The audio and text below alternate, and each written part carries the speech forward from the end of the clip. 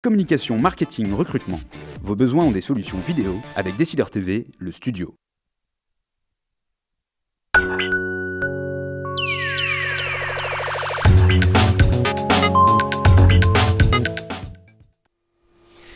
Bienvenue dans la tribune des décideurs chaque lundi 12h30, 13h. L'occasion de poser toutes vos questions en direct aux grands acteurs de l'économie avec bien sûr en ma compagnie comme chaque semaine Robert Jules, le patron de la tribune.fr. Bonjour Robert. Bonjour Thomas. Aujourd'hui Robert, nous avons le plaisir de recevoir Alain Dehaze. Bonjour Monsieur Dehaze.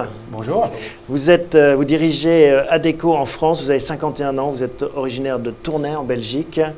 Un parcours de manager international dans la grande conso tout d'abord chez Henkel, puis dans le facility management chez ISS, avant de rejoindre le monde du travail temporaire en 2000 et vous arrivez à la tête d'Adecco en France il y a 3 ans.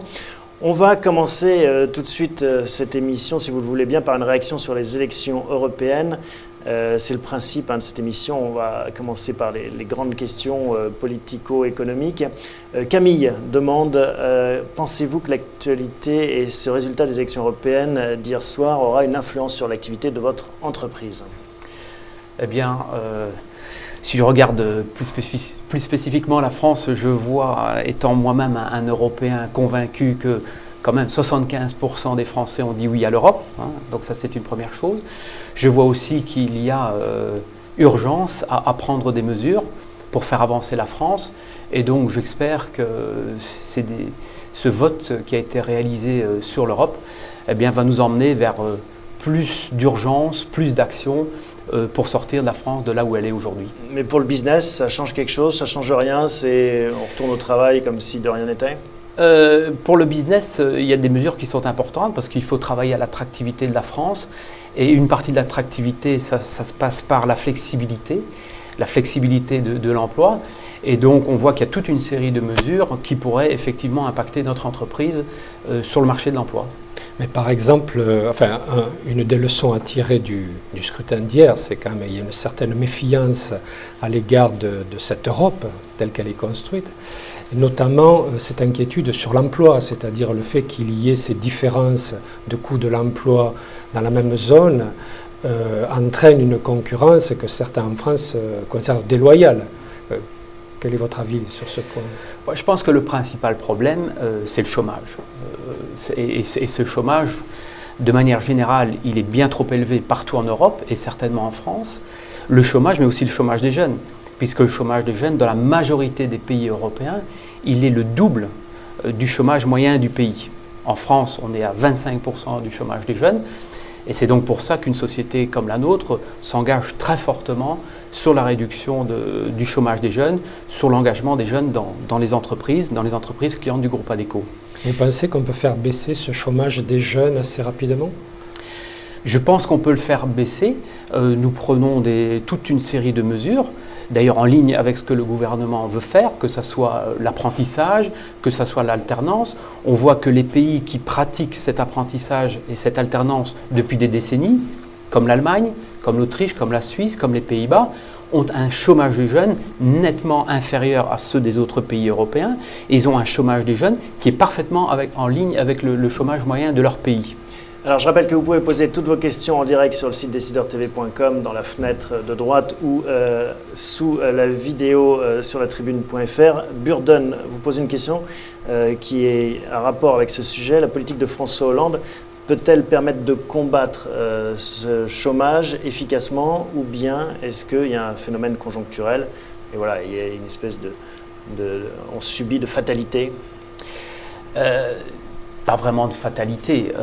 Il est clair que l'emploi et donc le chômage sont très liés à la conjoncture économique et à la croissance. Et donc tant qu'il n'y aura pas de retour à la croissance en France, il n'y aura pas de réduction significative du chômage. Il faut combien de croissance pour créer de l'emploi en France ? Pour créer de l'emploi de manière pérenne, il faut 1,5% de croissance du PIB. Donc même avec qui est la prévision du gouvernement cette année, on détruit de l'emploi. En tout cas, on n'en crée pas. Je crois qu'aujourd'hui, la situation est stabilisée, mais il est clair que l'on ne crée pas de l'emploi aujourd'hui avec un PIB qui sera au maximum à 1%. et espérons-le l'année prochaine à 1,5% en 2015. Alors j'aimerais qu'on vienne à cette question de l'Europe. Vous êtes un chef d'entreprise européen, vous avez fait une partie de votre carrière dans différents pays, notamment en Allemagne, en Belgique ou ailleurs. Comment est-ce qu'on vend cette idée européenne? Pourquoi est-ce qu'on n'arrive pas à la vendre mieux à nos concitoyens? Pourquoi est-ce que c'est à ce point perçu comme un danger par nombre d'entre eux? Je pense qu'en règle générale, on a souvent utilisé, et nos hommes politiques ont souvent utilisé l'Europe pour faire passer des mesures peut-être négatives ou à impact négatif. Pas populaire en tout cas. Pas populaire, en se cachant derrière l'Europe. Et donc toutes les mesures un peu drastiques, négatives qui sont mises en place dans les différents pays européens, la faute c'est toujours à l'Europe. Alors que l'on sait, cette Europe, elle nous a quand même, durant cette récession, elle nous a sauvés. Si nous en étions restés aux monnaies locales, je suis persuadé qu'on serait dans un état pire que l'on est aujourd'hui. Mais vous pensez qu'il y a de la pédagogie à faire sur ce plan-là? Parce que là aussi, la sensation qu'a le citoyen français, c'est que l'Europe est pour lui, par rapport à ce que ça a pu être la France dans le passé, quelque chose de négatif aujourd'hui. Comment se fait-il qu'il n'arrive pas à percevoir qu'il y a eu toute cette partie extrêmement bonne pour lui? Je pense qu'il y a deux choses. Un, il faut arrêter de se rétracter derrière l'Europe pour prendre les mesures qu'il faut prendre. Et deuxièmement, il faut prendre nos responsabilités. Si on veut de nouveau créer de l'emploi en France, si l'on veut de nouveau être attractif en France, il faut que le pays redevienne beaucoup plus attractif, compétitif. Il faut que nos coûts de travail soient également compétitifs. Et il y a des mesures à prendre qui parfois sont difficiles, mais c'est là qu'est la clé. Alors, on va rentrer dans le vif du sujet. Quelles mesures? Il y a eu le CICE. Est-ce que ça va dans le bon sens? Est-ce que c'est assez? Qu'est-ce que vous en pensez après quelques mois maintenant, un peu plus d'un an de mise en place? Le CICE, on l'a vu, il représente une première mesure d'environ 20 milliards d'euros. On sait qu'il nous faut plus. Il y a maintenant des mesures complémentaires qui vont se concrétiser, j'espère, le plus rapidement possible pour 10 milliards. Ça se retrouve sur les fiches de paie de vos intérimaires, en fait, ce CICE? Ah non, parce que le CICE, en fait, c'est un crédit d'impôt. C'est un crédit d'impôt à la compétitivité et l'emploi.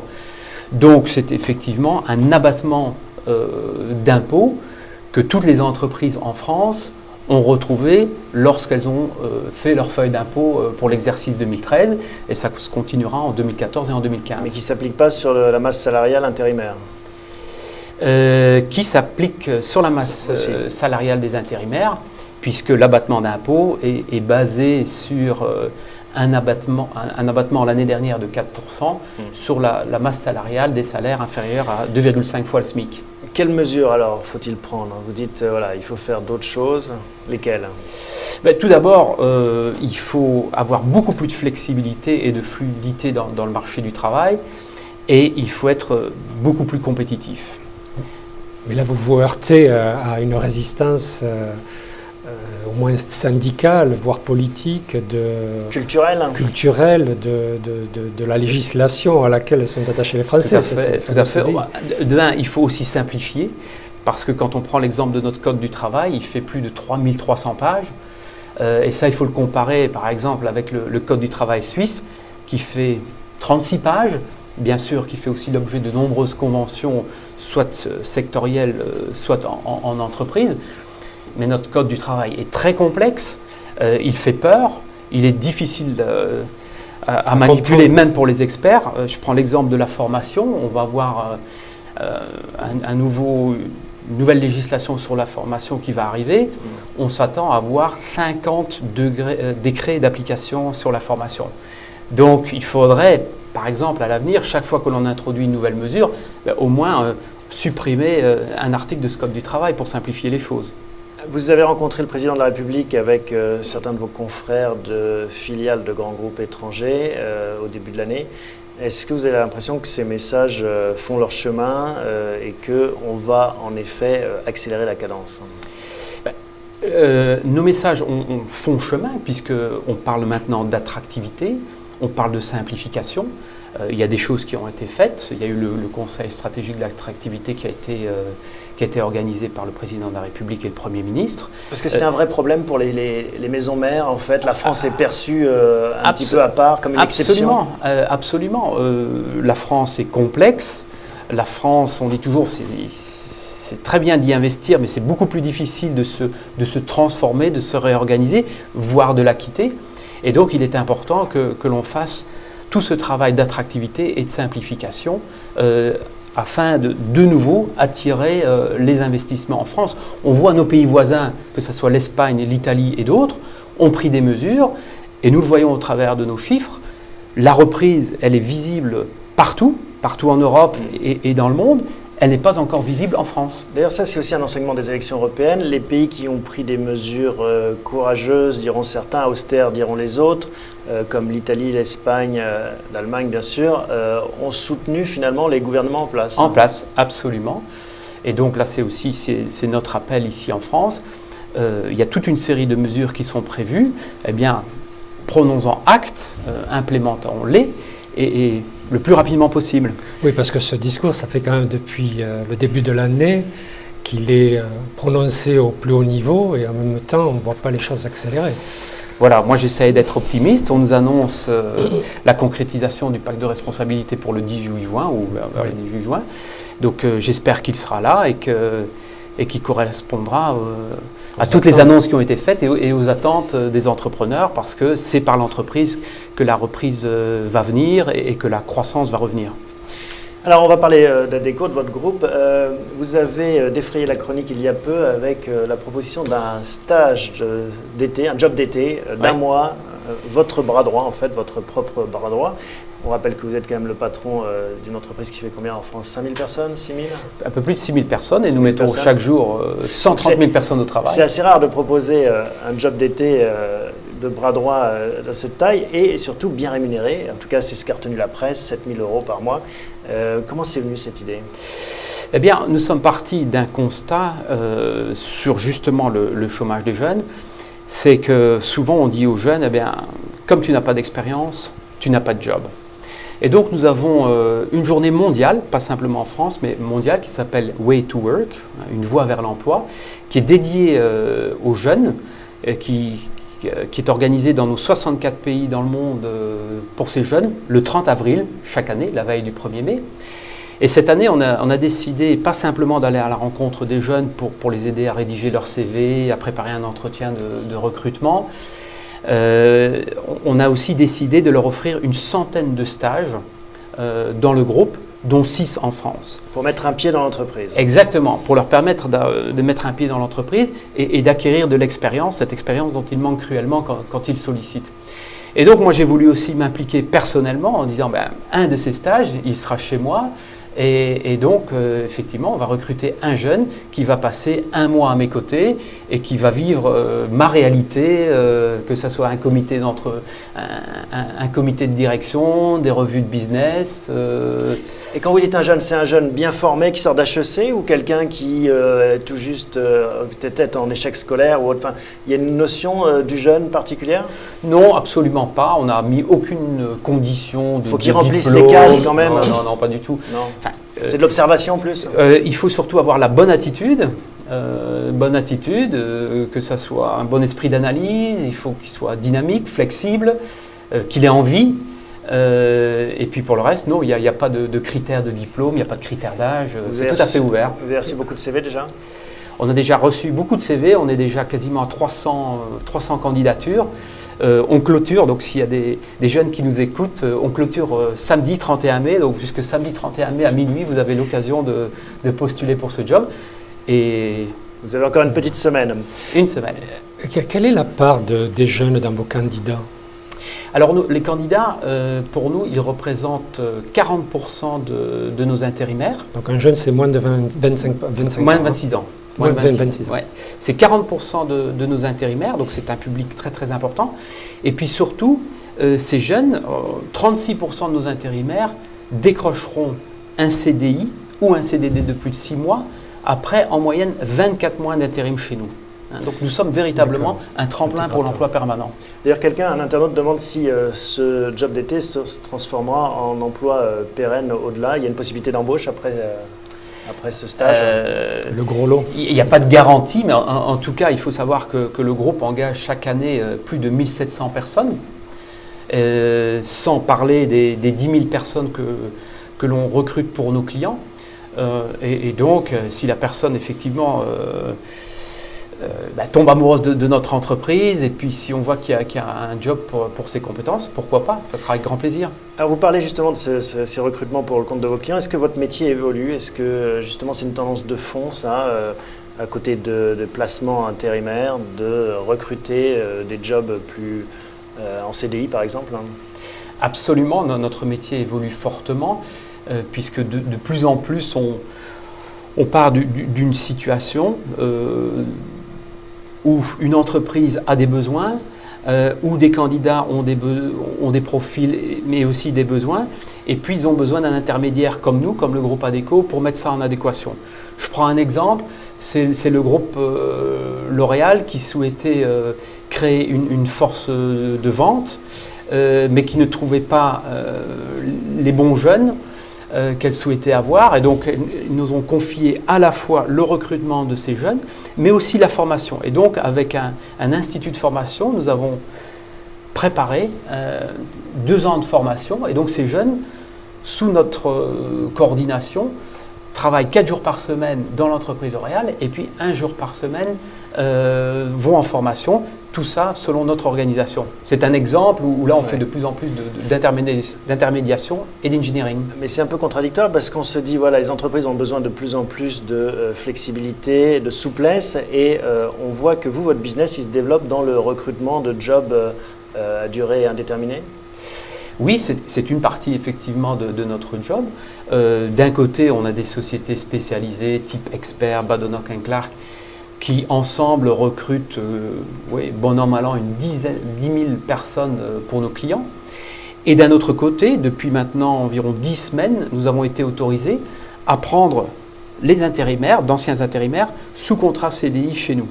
Et donc, dans notre cas, nous sommes engagés à mettre 3 à 5 000 personnes sous contrat CDI chez nous durant les 3 prochaines années. Alors pourquoi nous faisons cela?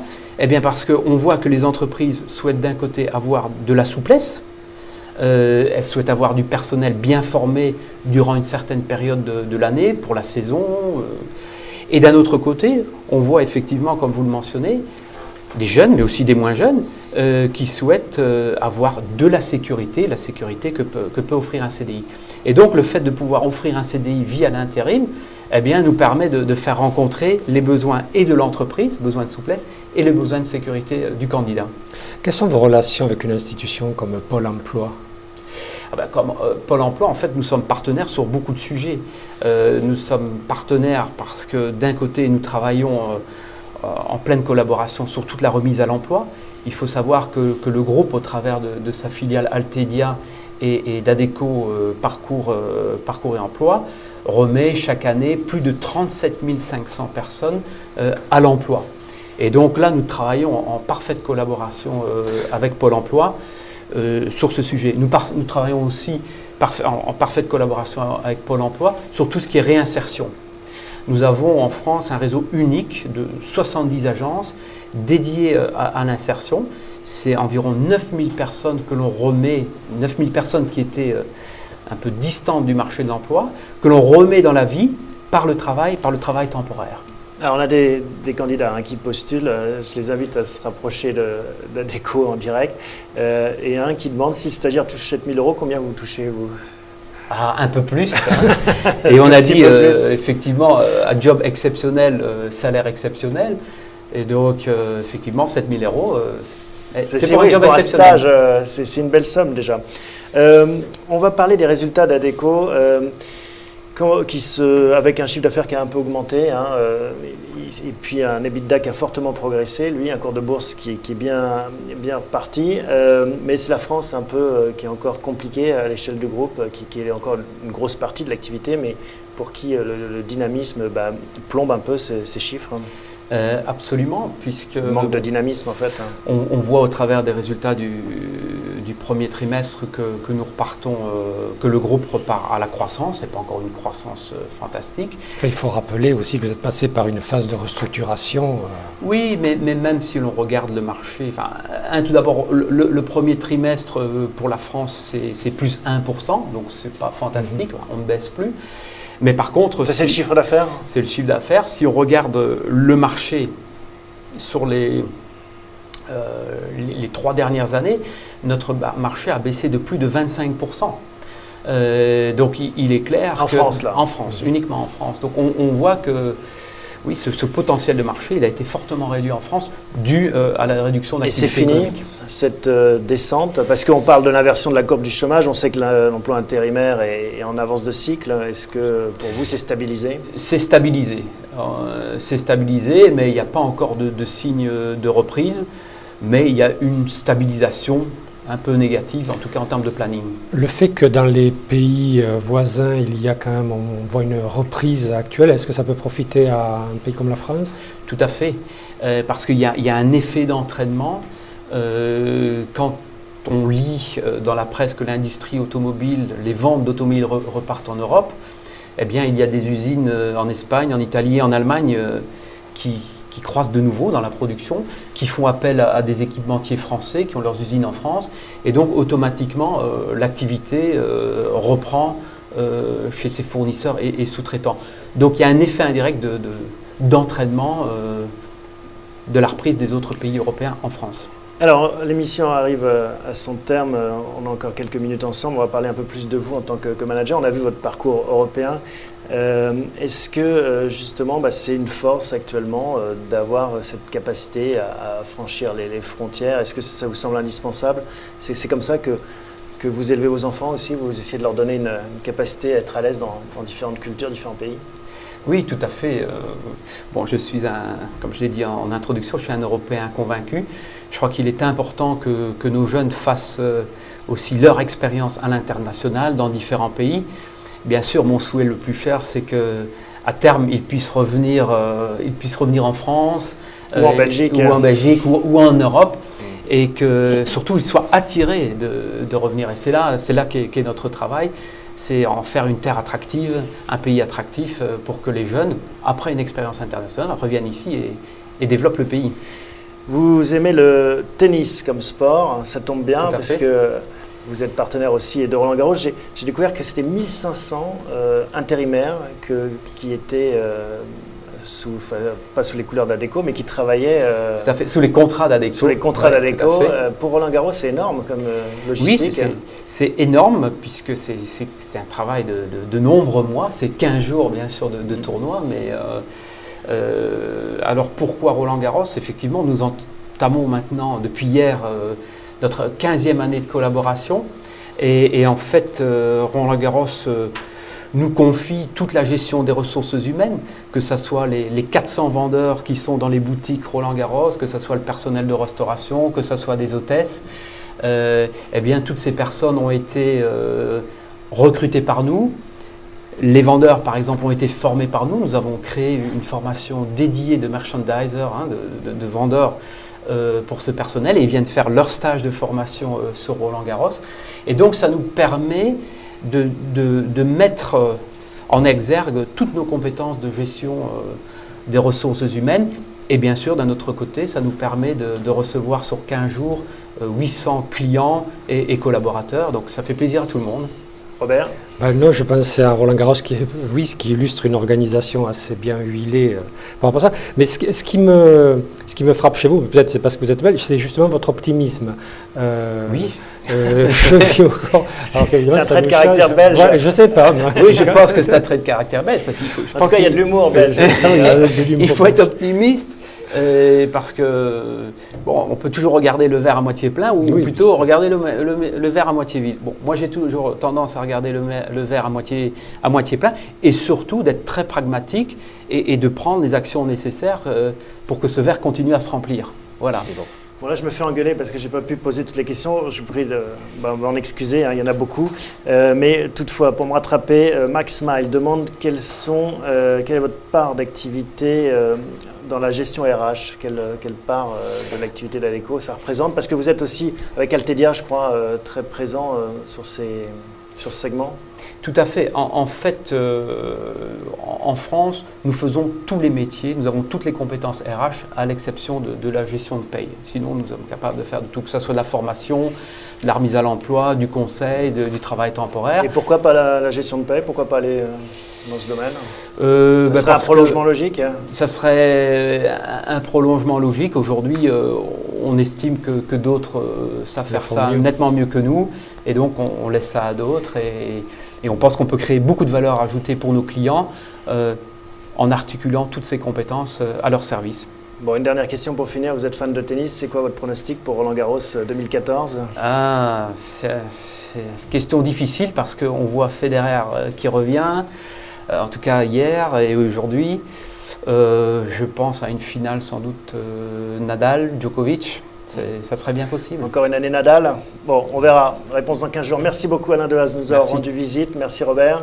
Merci à vous tous pour vos questions. Pardon, on n'arrive pas toujours à toutes les prendre, mais on essaye de faire le maximum pour vous donner la parole.